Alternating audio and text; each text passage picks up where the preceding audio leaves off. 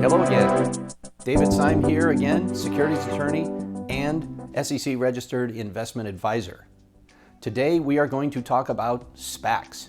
SPAC stands for Special Purpose Acquisition Company. Not many people have heard about SPACs and they don't really understand them, so we're going to explore them today and you're going to see why they are very interesting and something you should definitely know about. Okay, here's how it works. Our company, Tartan Capital Advisors, goes ahead and forms a corporation, files a whole bunch of paperwork with the SEC. We file a full S-1 go public, and which is, by the way, exactly the same process that Google, Facebook, all the other big boys do. Okay, this is not a shortcut. This is not a safe harbor. This is not a Regulation D. This is not a Regulation A. This is none of the funny business. We're going right through the front door and doing the same process as Google or Facebook did. We file a full S-1 on a corporation that doesn't really have any activity yet. So the audits are pretty simple. And what we basically have is an empty shell with no business and no assets. But all the paperwork is in place. These things take us months and months to do. They're very expensive, lots of fees, but we get them all the way down the line to where they are fully licensed and where the shares that are owned by that corporation wind up being free trading. Okay? So, step one, we go ahead and form the corporation and get it approved by the SEC. So far, so good. Next step, and remember, this thing has no assets and it has no defined purpose except to go prospect for an acquisition.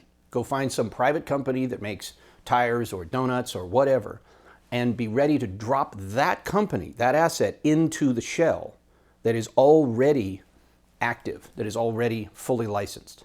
Okay, so we have the shell, we have it SEC licensed, we're good to go. Next, we come to investors and we say to investors, give us some money right now, which we will put into an escrow account. Okay? The money goes in the escrow account. You're not buying the stock yet. And by the way, you can be an accredited investor. That means a guy with $200,000 or $300,000 a year, or a couple $1 million in net worth, basically a rich guy. Or you can be a normal person, an unaccredited investor, and you can still get in on these. Okay? And the investment, the money that's provided could be $500, could be $50,000, could be $2 million. It doesn't matter. Okay? So we go and we solicit people and say, please give us money to put into the SPAC, and it goes into an escrow account that gets held at a major bank. Okay, so it's insured, FDIC, and all that jazz. Okay, so the money's now sitting in an escrow account, and there may be, let's say, $1 million worth of investor money sitting in an investor account. Now, as an investor, you're asking, well, what are you going to do with the money? The answer, we don't know yet. We'll let you know. We're going to go out and hunt for a great opportunity. And if we find one, we're going to come to you and say, hey, we found one. We like it. What do you think? Okay. So let's say we find an asset, we find a company that needs to go public. Great idea, great potential, great everything. And they like the idea that they can drop their asset into this shell that's already formed and they can be public in 2 or 3 weeks. They love this idea. And they have all that money that's sitting in the escrow account goes to them in return for stock. Now, we come to you and say, Mr. Investor, or actually all of you investors, there may be 50 people, there may be 100, and say, what do you guys think? Did we do an okay job? Did we find an asset that you find exciting? And everybody says either yeah, or people say, we don't really like it, keep looking. Okay. Now, suppose we find one that almost all of you guys think are fantastic, and a couple of you think not so much. Well, for those people that don't like it, we can give you your money back, okay? The money's just sitting in escrow. It's waiting for us to find an acquisition, and you can have your money back if you don't like what we find. If too many of you don't like what we find, we'll go find something better, okay? But for the moment, the money sits in escrow, you're not committed, and you get to say you like it, you don't like it. So really what you're kind of doing is you're getting in on the ground floor of an IPO acquisition, and you're buying in at a super low price on a super exciting asset that you might not have been able to get in on after the fact. Okay, so let's assume that we found an asset that everybody voted on, except for one guy, and we gave him his money back. Okay, everybody's good to go. We're all super excited about the asset that we found. Let's go to market. Next thing we do is we file with the SEC to get a stock ticker symbol. And next thing we know, we're able to get public in a matter of weeks. And it's very quick because, let's face it, we've done months and months and months of prep work. And by the time we finally get to this point, it's easy to get onto the market. Okay, now those shares become free trading shares right away. Okay, none of the 6-month tacking period, none of that stuff. All of you people can start trading immediately, and that creates the market for the stock. So let's review the process. Step 1, we form the corporation. We do, Tartan Capital Advisors. Step 2, we file all the paperwork with the SEC, and we pay lots of fees. Okay, great. We wait 6-8 months. One day, the SPAC is done, it's baked, it's approved by the SEC, ready to go. Step 3, we come to the investor pool and say, everybody throw your money into the escrow, and we will commence hunting for a great asset. Step 4, we find a great asset. Everybody looks at it. Most of you say yes, a few of you say no. Those who say no get their money back. Those who say yes get, when we finish the transaction, your money flows out of escrow, and in return, you are given the actual common stock shares. Next, we go public. Next, we do all the marketing. We do all kinds of dog and pony shows, blow the value of the stock up.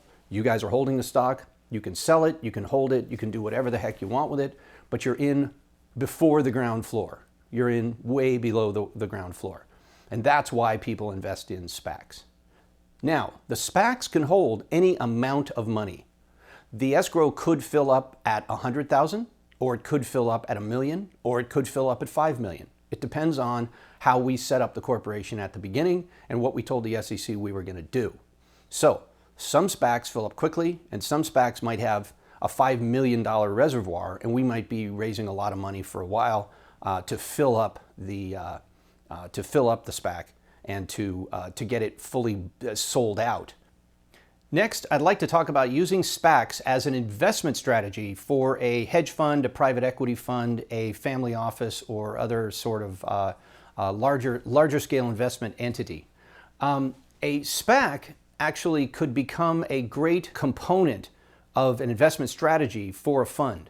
For instance, a fund could invest in 10 SPACs. Remember, we're going to have a lot of these things. As time goes on, there's going to be SPAC and then another one and then another one and then another one. And a fund could put up a substantial amount of money and spread it out over many of the SPACs and get in on 10, 20 different startups and get in on the ground floor of 20 different particular companies. This is a good idea because, number one, it diversifies your risk. Some of them may do better than others and so forth. But the idea is that this is a reproducible phenomenon. This could be a chain of SPACs that just keep coming. And this could actually be built into the investment strategy of an investment fund or private equity or family office. So know that this is not a one-off deal. This is something where we could have, in theory, a standing order for a fund to come in on each one of these and basically reserve a space for your fund to have a piece of each one of these SPACs. Just an idea. If you're interested in that, we can certainly talk with you and make the SPAC idea part of your overall investment strategy.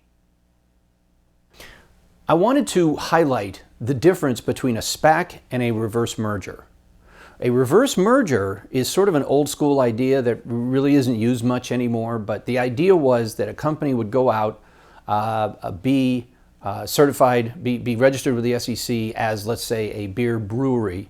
The company won't do well. It'll be a zombie. It'll float on the market for a while. And then eventually they'll put a brand new entity into that same shell, which never stopped trading. And that might be a motorcycle company or something completely different from what it was originally registered as. These are a bad idea because the old business usually has a lot of skeletons in its closet, and there's a lot of maybe creditors that you don't know about. There's a lot of anomalies and issues that come up that aren't apparent at the beginning because it used to be a business and it's been floating zombie-like for maybe years. And resurrecting these things, A, can be very expensive, but it's also very dangerous because you don't know what the liabilities that are hidden are. That's a reverse merger. The other problem with them is the SEC really doesn't like them. And the SEC feels like you kind of tricked them. That, you first just said you were going to be a brewery, they looked at your plan, they approved it, and then you switch gears on them and now you're a motorcycle company. And they say, whoa, wait a minute, we never approved that, we never even looked at that. And you kind of start out 2 steps behind, and the SEC kind of hates you from the beginning, and they sort of never warm up to the idea. It's a bad thing kind of forever. In contrast, a SPAC is the diametric opposite of that. A SPAC, we go to the SEC day one and say, listen, we don't have a defined business plan. We don't have anything planned. We are telling you up front that we are going to go look for an acquisition. That's what this is. This is a prospecting vehicle.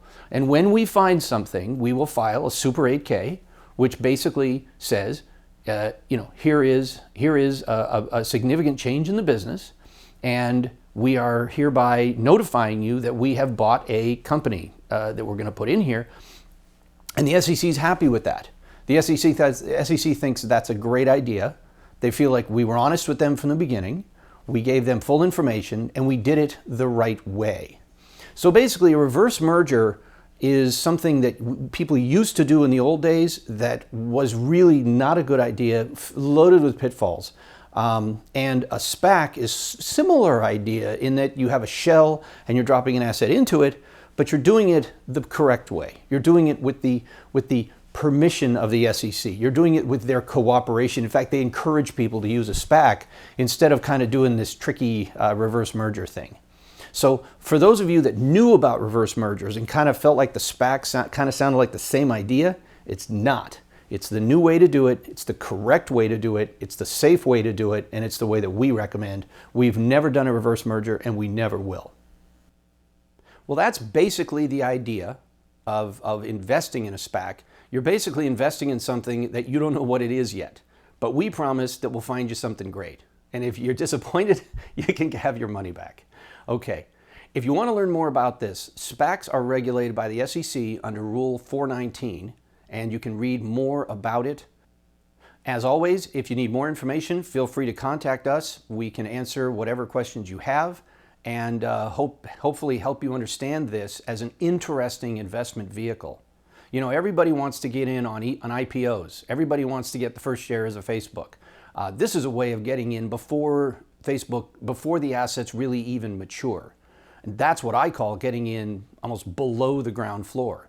That's why people find SPACs so exciting, because you're really getting in not before the paint's dry, before we even pick the paint color.